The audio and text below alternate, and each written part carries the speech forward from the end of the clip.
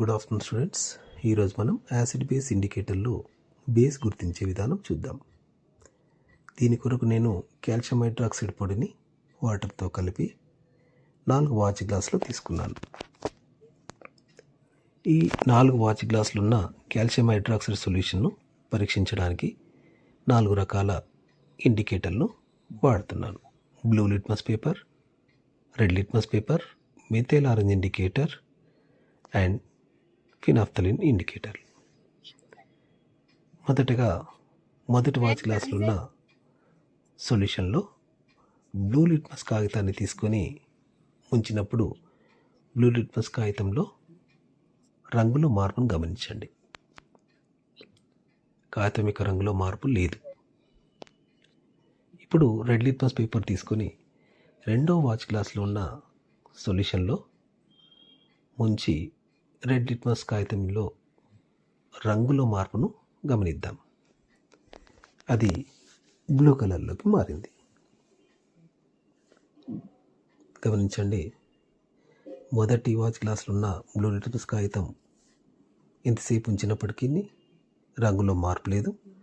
రెండవ వాచ్ గ్లాసులో ఉన్న రెడ్ లిట్మస్ పేపర్ బ్లూ కలర్కు మారుతుంది. అదేవిధంగా మూడో వాచ్ గ్లాసులో ఉన్న సొల్యూషన్కు మిథైల్ ఆరెంజ్ ఇండికేటర్ను కొన్ని చుక్కలు కలిపి చూద్దాం. అప్పుడు వాచ్ గ్లాసులో ఉన్న సొల్యూషన్ యొక్క రంగు ఏ విధంగా మారుతుందో గమనించండి. ఆ సొల్యూషన్ యొక్క రంగు ఎల్లో కలర్లోకి మారింది. అదేవిధంగా 4వ వాచ్ గ్లాసులో ఉన్న సొల్యూషన్కు ఫినాఫ్థలిన్ ఇండికేటర్ కలర్లెస్ సొల్యూషన్ను కలిపి చూద్దాం. అప్పుడు 4వ వాచ్ గ్లాసులో ఉన్న సొల్యూషన్ యొక్క రంగు పింక్లోకి మారింది.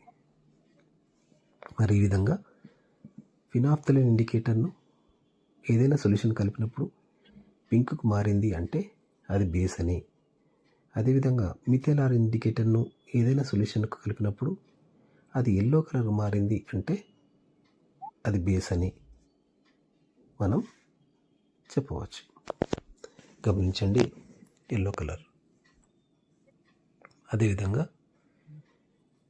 రెడ్ లిట్మస్ కాగితాన్ని బేస్లో ఉంచినప్పుడు అది బ్లూ కలర్లో మారుతుంది అని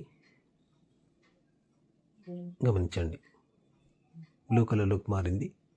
అదేవిధంగా బ్లూ లిట్మస్ కాగితం బేస్లో ఉంచినప్పుడు ఎలాంటి మార్పు జరగదు అనే విషయాన్ని దీని ద్వారా మనం చెప్పవచ్చు.